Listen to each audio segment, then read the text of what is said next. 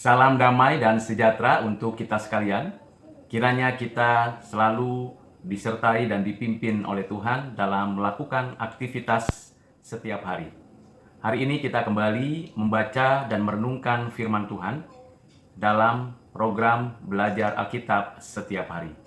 Kita akan membaca dan merenungkan firman Tuhan melanjutkan Kejadian pasal yang ke-16, yaitu kita membaca Kejadian pasal 17 ayat 1 sampai dengan 8. Demikianlah firman Tuhan. Ketika Abram berumur 99 tahun, maka Tuhan menampakkan diri kepada Abram dan berfirman kepadanya, "Akulah Allah yang Maha Kuasa. Hiduplah di hadapanku dengan tidak bercela. Aku akan mengadakan perjanjian antara aku dan engkau, dan aku akan membuat engkau sangat banyak." Lalu sujudlah Abraham dan Allah berfirman kepadanya, "Dari pihakku, inilah perjanjianku dengan engkau. Engkau akan menjadi bapa sejumlah besar bangsa.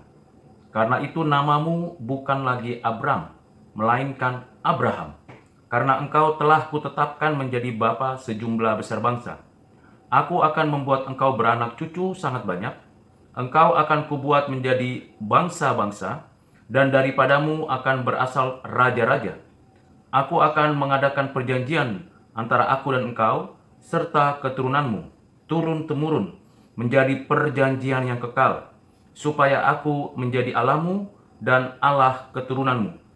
Kepadamu dan kepada keturunanmu akan kuberikan negeri ini, yang kau diami sebagai orang asing, yakni seluruh tanah Kanaan yang kuberikan menjadi milikmu untuk selama-lamanya, dan aku akan menjadi Allah mereka." Sebelum kita merenungkan dan merefleksikan firman Tuhan yang sudah kita baca dan dengarkan, mari kita terlebih dahulu berdoa. Bapa di surga, terima kasih kami sudah mendengar dan membaca firman-Mu dari Kejadian pasal 17 ayat 1 sampai dengan 9. Kiranya Roh Kudus memberikan pencerahan, pengertian, dan juga refleksi untuk kami dapat menjadi pelaku firman-Mu di dalam konteks kekinian. Terima kasih ya Bapa untuk kemurahan hati-Mu dan belas kasihan-Mu. Dengarkanlah doa kami ya Bapa yang kami sampaikan hanya di dalam nama Tuhan Yesus Kristus. Amin. Di dalam Kejadian pasal 16, Abraham diberikan keturunan oleh Tuhan melalui Hagar, seorang budak, khususnya budak bagi istrinya Sarai. Namun kita harus mengetahui dan menyadari bahwa Ismail itu bukan anak perjanjian, dan Hagar bukanlah istrinya Abraham, tetapi budak yang diserahkan oleh nyonyanya kepada Abraham. Setelah 14 tahun peristiwa itu terjadi, di dalam ayat yang pertama pasal 17, dinyatakan di dalam ayat ini demikian, ketika Abraham berumur 99 tahun, maka Tuhan menampakkan diri kepada Abraham dan berfirman kepadanya. 99 tahun umur Abraham, lalu Tuhan menyatakan dirinya. Antara umur 99 tahun sampai dengan umur 86 tahun, kurang lebih ada 14 tahun. Seolah-olah ada kevakuman, ada diam dalam hubungan antara Abraham dan Allah. Tetapi Tuhan Allah tidaklah berdiam diri. Ia adalah Tuhan yang hidup, yang memberikan kehidupan, yang memperhatikan Abraham. Dan tentulah masa 14 tahun merupakan masa penantian yang panjang dan sekaligus menjadi suatu masa di mana Tuhan mempersiapkan Abraham. Dengan banyaknya peristiwa sebelum pasal 17, dari mulai pasal 12, kita mengetahui bahwa Tuhan memelihara Abraham. Dan kali ini adalah suatu penegasan yang sungguh-sungguh dapat kita rasakan pemahamannya secara mendalam. Di dalam ayat 1 ini dinyatakan, "Akulah Allah yang Maha Kuasa, hiduplah di hadapanku dengan tidak bercela." Hal yang penting yang perlu kita ingat ketika Tuhan berfirman ialah kita berhadapan dengan Tuhan sendiri. Tuhan mengendaki kita hidup di hadapannya. Di dalam bahasa Latinnya bisa disebutkan sebagai coram Deo. Artinya hidup di dalam kehidupan di dalam dunia ini itu berarti kita sedang berdiri di hadapan Tuhan. Berhadapan dengan Tuhan yang Maha Adil, Tuhan yang Maha Kuasa. Dan ketika kita menjalankan hidup ini, kita tidak bercela. Itulah yang dikehendaki Tuhan Allah kepada Abraham, agar Abraham hidup tidak bercela, hidup setia mengikut Tuhan, hidup bergantung bersandar kepada Tuhan sepenuhnya. Dan tentulah hal yang perlu dan penting untuk kita renungkan dalam konteks kekinian ialah bagaimana kita hidup di hadapan Tuhan dengan tidak bercela. Kita bukan hanya tahu dan mengerti firman Tuhan, kita bukan hanya dapat menjelaskan aturan hukum Tuhan di dalam kehidupan kita. Kita bukan hanya mampu memberikan alasan-alasan yang logis yang dapat diterapkan untuk memahami hukum dan firman Tuhan, tetapi yang Tuhan kehendaki ialah kita menjadi orang-orang yang hidupnya tidak bercela. Bapak Ibu Saudara yang kekasih di dalam Kristus, di dalam ayat 2 dinyatakan Tuhan suatu hal yang perlu dan penting. Yang perlu dan penting karena ini berkaitan dengan covenant, perjanjian. Di dalam Taman Eden, Tuhan menyatakan perjanjian dengan Adam. Dalam kondisi dan situasi manusia sudah berdosa, dan setelah penghukuman Tuhan dengan air bah, Tuhan mengadakan covenant dengan Nuh dan isi bumi. Covenant pemeliharaan Tuhan, covenant yang menunjukkan bagaimana Tuhan memelihara manusia dan seluruh keberadaan bumi dan segala isinya dengan tidak melakukan lagi hukuman air bah. Dan kita lihat, kita perhatikan bagaimana sejak saat itu Tuhan terus menjaga dan memelihara umat manusia dan seluruh perkembangan kehidupan peradaban manusia. Tetapi secara khusus manusia menerima covenant yang berkaitan dengan relasi, hubungan antara Allah dan manusia. Dalam covenant kerja ada hidup dan kehidupan yang dinyatakan Tuhan. Ada tanggung jawab manusia untuk mengelola bumi. Ada janji kehidupan yang disediakan Tuhan bagi Adam yang taat mengelola bumi.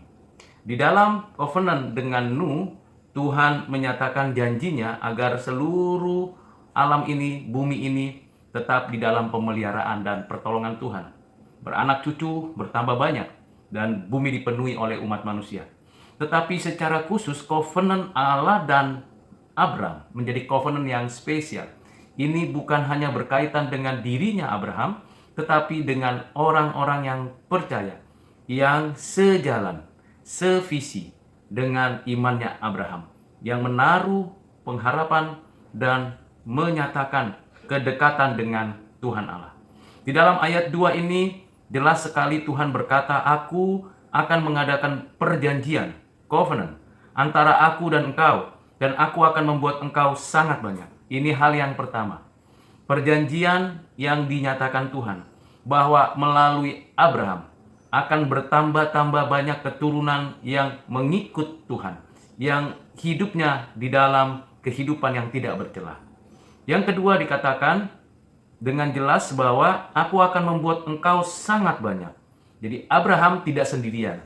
Abraham tidak hanya tinggal melihat dan menyaksikan Ismail yang bertumbuh, yang besar, tetapi Abraham dan yang lain.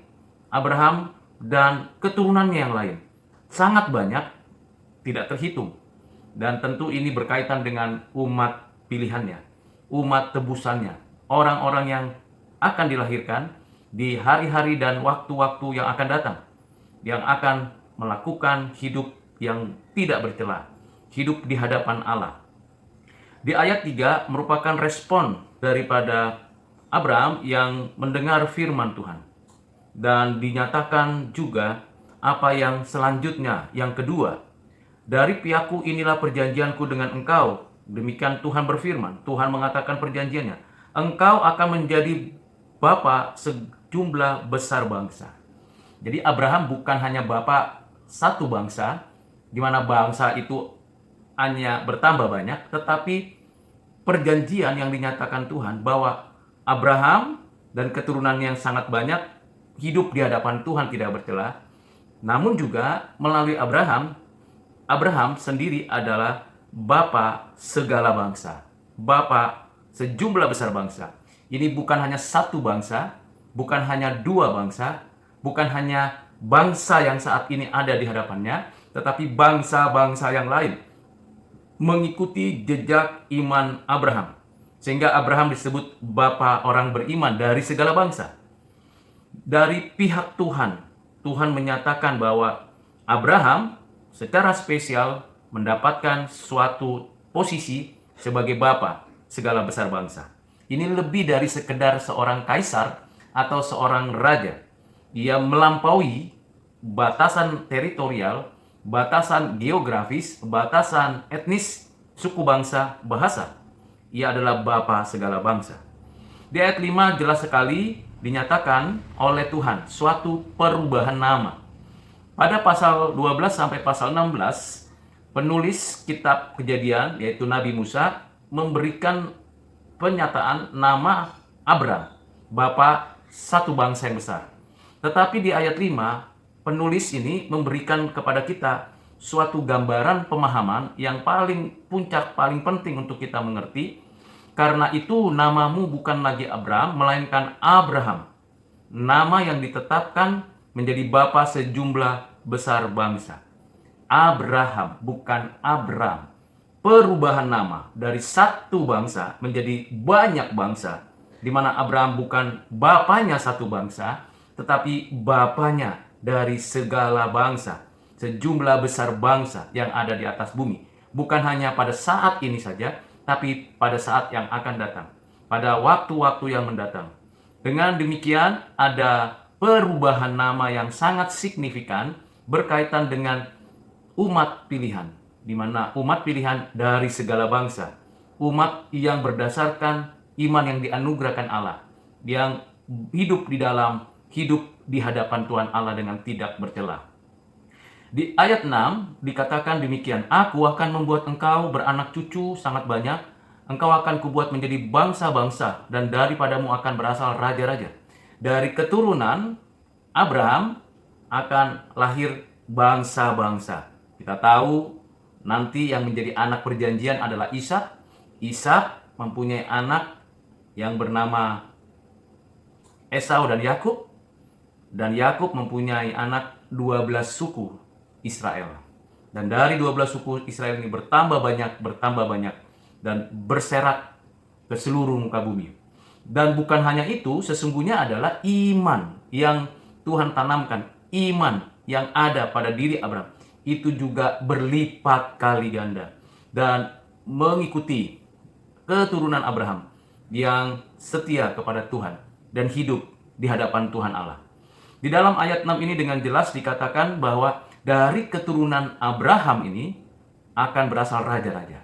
Bukan hanya raja-raja bagi Israel yang adalah keturunan daripada Yakub dan keturunan daripada Ishak, tapi keturunan daripada Abraham ini menjadi raja-raja. Entah dari kondisi dan situasi daripada Yakub, Israel, yang ada raja-raja, khususnya dari keturunan Yehuda dan keturunan Daud. Tetapi hal yang paling penting, raja-raja itu yang puncaknya pada satu orang raja yang menguasai, yang berdaulat penuh, yang menaklukkan segala raja. Raja di atas segala raja. Dan ini berkaitan dengan kehadiran Mesias. Bagian yang keempat dinyatakan apa yang dijanjikan Tuhan ialah, Aku akan mengadakan perjanjian antara aku dan engkau serta keturunanmu turun-temurun menjadi perjanjian kekal. Perjanjian kekal. Covenant ini bersifat kekal. Bukan hanya kekal di dalam hubungan Allah dan manusia, Allah dan umatnya, tetapi kaitannya dengan keberadaan Allah yang kekal. Covenant yang kekal dari pihak Tuhan, dari pihak Allah yang berjanji. Covenant ini bukan hanya kekal di dalam kesejarahan, artinya sejak dinyatakan itu berlaku sampai dengan akhir zaman, tetapi juga covenant ini berkaitan dengan kekekalan itu sendiri. Karena dijelas dikatakan bahwa melalui pernyataan covenant kekal ini, supaya apa? Supaya aku menjadi Allahmu dan Allah keturunanmu. Covenant ini berkaitan langsung dengan bagian yang paling penting di dalam kehidupan kita manusia, yaitu relasi antara kita dengan Allah. Abraham menjadi umatnya. Allah adalah Allahnya. Demikian juga keturunannya. Keturunan yang mana? Keturunan dari segala bangsa.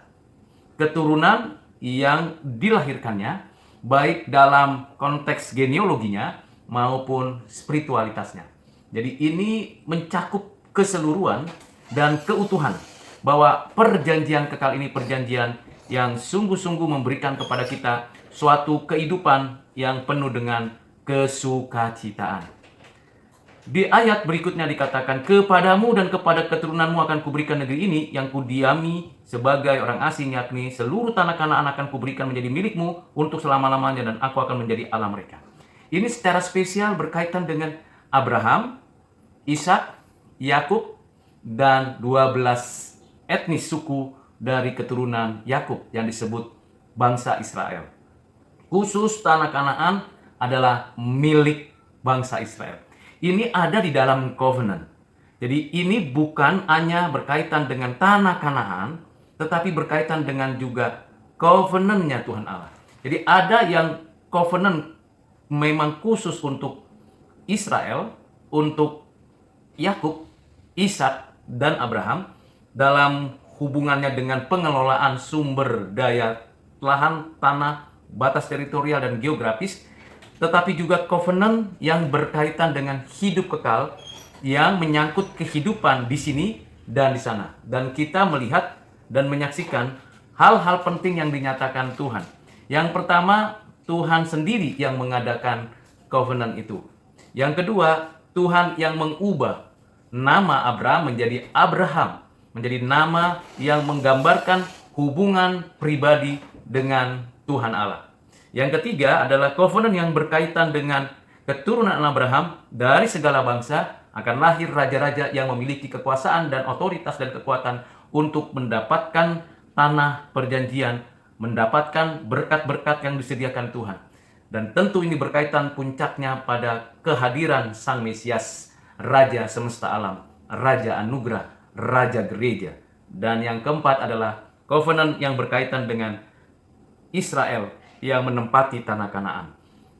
Karena itu Bapak Ibu Saudara yang kasih dalam Kristus, begitu dalam dan begitu sangat pentingnya pengertian dan pemahaman covenant ini yang sangat progresif dinyatakan. Berbeda dengan apa yang sebelumnya dinyatakan oleh Tuhan kepada Abraham pada pasal 12 yang sudah Tuhan nyatakan bahwa Ia, Tuhan, akan menjadikan Abraham bangsa yang besar, memberkatinya, membuat namanya masyhur, menjadi berkat bagi banyak orang, memberkati orang, dan menjadikan itu alatan dan dasar penghukuman bagi yang mengutuk, dan sekaligus mendapatkan semua kaum menjadi berkat atau mendapatkan berkat dari Abraham. Ini juga perbedaan perluasan pengertian ketika berkaitan dengan pasal 15, di mana berkaitan dengan apa yang dinyatakan Tuhan tentang janji bahwa Ia adalah perisai upah yang besar dan warisan yang diberikan Tuhan itu hanya kepada keturunan anak kandungnya Abraham. Dan puncaknya sesungguhnya di pasal 17 yang dapat kita rasakan dan kita pahami bagaimana mulai ada satu progresif pemahaman tentang covenant umat perjanjian. Covenant umat perjanjian ini yang menjadikan kita saat ini menikmati berkat rohani, hidup yang kekal, pengenalan akan Tuhan secara pribadi, dan menjadikan kita anak-anaknya, dan kita pun dijadikan sarana menyampaikan berkat rohani kepada bangsa-bangsa yang lain. Jadi ada pelipat gandaan dari satu orang, lalu diberikan Tuhan warisan iman ini, pemberian Tuhan ini, anugerah Tuhan ini di dalam covenant. Jadi covenant, di dalam covenant-nya ini seluruh bangsa yang ada dan yang akan datang, yang akan mengikut jejak iman Abraham berdasarkan anugerahnya, itu akan terhisap menjadi umat Tuhan. Dan kita, orang-orang percaya, di sepanjang zaman, sampai saat ini, dari mulai utara ke selatan, barat, timur, di tengah, di berbagai benua, negara, bangsa, kita disatukan sebagai umat Tuhan. Dan kita menyembah Tuhan yang sama. Tuhan yang memberi keturunan. Tuhan yang menyatakan keadilan. Tuhan yang menyatakan kehendaknya di atas muka bumi. Tuhan yang mengubah nama satu orang menjadi nama yang mendapatkan berkat bagi segala bangsa. Abraham menjadi Abraham. Abraham 14 tahun setelah mendapatkan Ismail, bukan karena kehendak yang penting yang perlu berkaitan dengan anak perjanjian, tetapi berkat itu tetap diberkati keturunan itu. Dan inilah sebabnya kita harus betul-betul melihat keutuhan dari apa yang Tuhan nyatakan. Puji Tuhan, Bapak, Ibu, Saudara, dan saya, kita semua adalah umat pilihan Tuhan. Adalah umat yang menerima berkat rohani berdasarkan pada covenant yang datangnya dari Tuhan. Untuk kita, untuk semua kita. Dan kita membagikan covenant itu kepada banyak orang. Mari Bapak, Ibu, Saudara, merenungkan dan merefleksikan kembali Kejadian pasal 17 ayat 1 sampai dengan 8, dan kita akan lanjutkan nanti pada Kejadian pasal 17 ayat 9 dan seterusnya. Sebelum kita mengakhiri pembacaan kita pada hari ini, mari kita terlebih dahulu berdoa memohon pertolongan dari Tuhan dan mengucap syukur atas segala rahmat-Nya kepada kita. Bapa, terima kasih atas covenant yang Kau nyatakan kepada Abraham, sehingga melaluinya kami mengerti bahwa covenant kekal itu berkaitan dengan hubungan kami secara pribadi dengan Engkau ya Tuhan, sehingga kami menjadi umat-Mu, milik kepunyaan-Mu.